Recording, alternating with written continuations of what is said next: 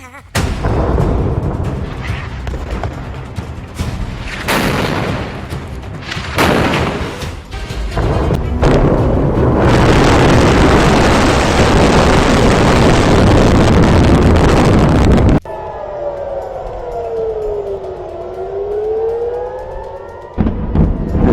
আলাইকুম, সবাইকে স্বাগত বিডি টাইমসের। মার্কিন সিআইএ এর হেডকোয়ার্টারে হিট করেছে ইরান।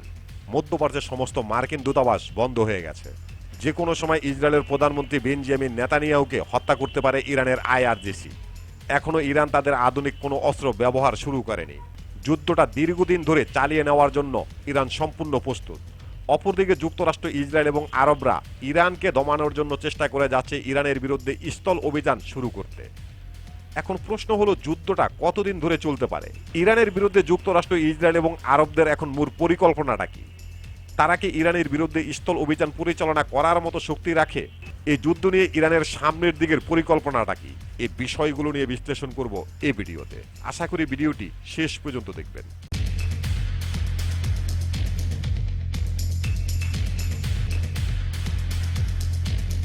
প্রথমেই আলোচনা করব এই যুদ্ধে ইরান কতটা সফলতা দেখাতে পেরেছে, যুক্তরাষ্ট্র এবং ইসরায়েলের কতটা ক্ষতি করতে পেরেছে। এই যুদ্ধে ইসরায়েল এবং যুক্তরাষ্ট্রের মতো পরাশক্তিদের বিরুদ্ধে ইরান উল্লেখযোগ্যভাবে সফলতা দেখাতে পেরেছে।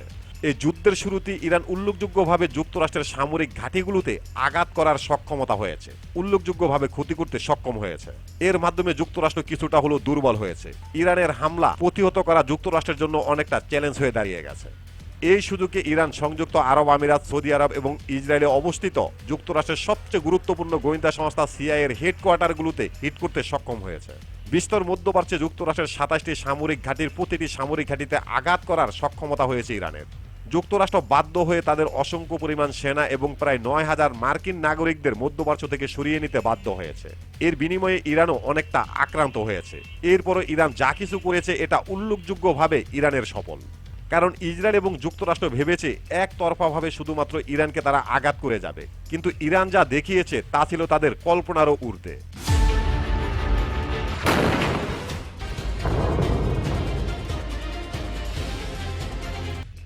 ইরানের এখনকার টার্গেট হলো যুক্তরাষ্ট্র, ইসরায়েল এবং আরবদের অর্থনীতি ধ্বংস করা, পাশাপাশি ইসরায়েলের প্রধানমন্ত্রী বেনিয়ামিন নেতানিয়াহুকে টার্গেট করা।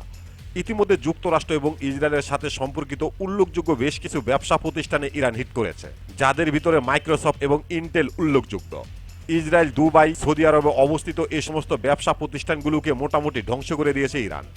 যুক্তরাষ্ট্র এবং পশ্চিমা কিছু গণমাধ্যমে উঠে এসেছে ইরানের কিছু পরিকল্পনা, যেখানে এসব পত্রিকাগুলো দাবি করেছে ইরানের এখন মূল টার্গেট ইসরায়েলের প্রধানমন্ত্রী বেনিয়ামিন নেতানিয়াহুকে হত্যা করা। ইরানের গোয়েন্দা সংস্থা সবসময় নজরদারিতে রেখেছে ইসরায়েলের প্রধানমন্ত্রীকে। তারা যে কোনো মূল্যে যে কোনোভাবে ইসরায়েলের প্রধানমন্ত্রীকে হত্যা করতে মরিয়া হয়ে উঠেছে। Territories in the District of Columbia are here in support of the lead federal agency for the presidential inauguration. এবার আলোচনা করব এই যুদ্ধে ইরান এখন পর্যন্ত তাদের কি কি অস্ত্র ব্যবহার করেছে। যুক্তরাষ্ট্র, ইসরায়েল এবং আরবদের বিরুদ্ধে ইরান এখন পর্যন্ত যেসব অস্ত্র ব্যবহার করেছে তা হলো ইরানের শাহেদ সিরিজের ড্রোন এবং মিডিয়াম পাল্লার ক্ষেপণাস্ত্র।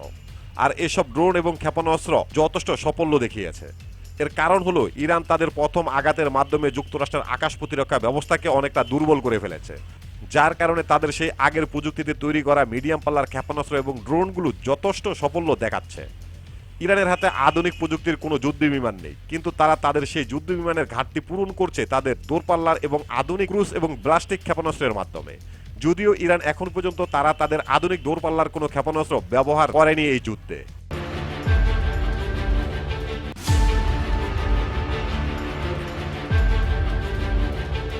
এবার আলোচনা করব এই যুদ্ধ নিয়ে ইরান সামনের দিকে কি কৌশলে আগাবে।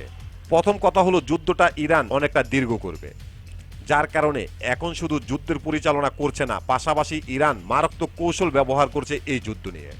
আর সেই কৌশল অনুযায়ী ইরান এখন তাদের কম খরচের অস্ত্র ব্যবহার করছে। কামিকাজি ড্রোন সহকারে স্বল্প পাল্লার এবং মাঝারি পাল্লার ক্ষেপণাস্ত্র ব্যবহার করে যুদ্ধ চালিয়ে নিচ্ছে। এর মাধ্যমে ইসরায়েল, যুক্তরাষ্ট্র এবং আরবদের আকাশ প্রতিরক্ষা ব্যবস্থার মিসাইলের মজুদ কমতে শুরু করেছে। এছাড়া ইরানের এইসব হামলা ঠেকাতে তাদের অনেক বেশি অর্থ খরচ হচ্ছে।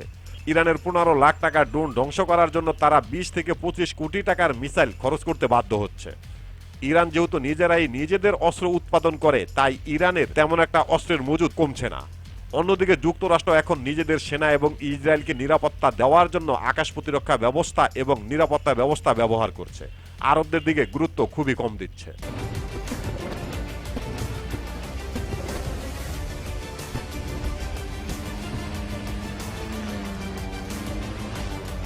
এখন প্রশ্ন হলো ইরানের আধুনিক সব অস্ত্র কোথায়? ইরানের আধুনিক সব অস্ত্র মজুদ রয়েছে, ইরান এখনই তা প্রকাশ্যে আনছে না, যাতে করে তাদের এ সমস্ত মজুদ সম্পর্কে কোনো তথ্য বাহিরে না পৌঁছায়।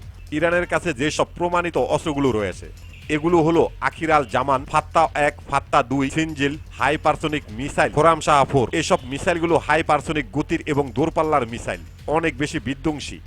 আর এই সমস্ত অস্ত্রগুলো ইরান এখন পর্যন্ত এই যুদ্ধে ব্যবহার করেনি। এই মিসাইলগুলো ইরানের ভূগর্ভে সুরক্ষিত অসংখ্য পরিমাণ ঘাঁটিতে মজুত করে রাখা হয়েছে। এর কারণ হলো ইরান খুব ভালো করে জানে সামনের দিকে এই যুদ্ধটা আরো অনেক বড় হবে, আরো অনেক দীর্ঘ হবে, আরো বেশ কয়েকটি দেশ যুক্ত হবে। ইউরোপের জার্মানি, যুক্তরাজ্য সহ আরো কয়েকটি দেশ এই যুদ্ধে যুক্ত হতে পারে। তখন ইরান তাদের এই আধুনিক অস্ত্র ব্যবহার করবে ইউরোপে।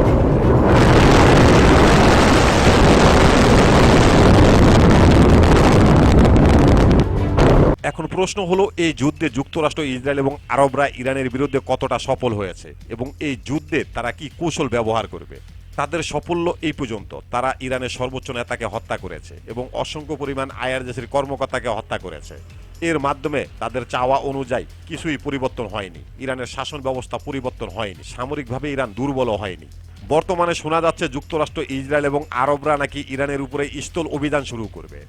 কারণ কোনো দেশকে পরাজিত করতে হলে, শাসন ব্যবস্থা পরিবর্তন করতে হলে স্থল অভিযান ছাড়া সম্ভব নয়। এখন প্রশ্ন হলো ইরানের বিরুদ্ধে স্থল অভিযান করা ইসরায়েল, যুক্তরাষ্ট্র এবং আরবদের পক্ষে কি সম্ভব? না, এটা যুক্তরাষ্ট্র, ইসরায়েল এবং আরবদের জন্য সম্ভব নয়। এর কারণ হলো স্থলপথে সামরিকভাবে ইরান আরও অনেক বেশি শক্তিশালী। এছাড়া ইরানের ভৌগোলিক অবস্থান যুক্তরাষ্ট্র, ইসরায়েল এবং আরবদের জন্য আরও ভয়ঙ্কর। তারা যতই মুখে বলুক না কেন যে ইরানের বিরুদ্ধে স্থল অভিযানের কথা বিবেচনা করা হচ্ছে, এটা তারা কখনোই করবে না। তারা খুব ভালো করেই জানে স্থল অভিযানে যাওয়ার মানে ইরানের কাছে শোচনীয়ভাবে পরাজয় স্বীকার করা। ইসরায়েল এবং যুক্তরাষ্ট্র যেটা করতে পারে সেটা হলো ইরাকের কুর্দিস্তান থেকে কুর্দিদের মাধ্যমে ইরানের বিরুদ্ধে একটি স্থল অভিযান পরিচালনা করতে পারে। তবে সেটা এত বড় একটি শক্তিশালী সামরিক বাহিনীর সামনে কতক্ষণ টিকতে পারবে তা সময়ই বলে দেবে।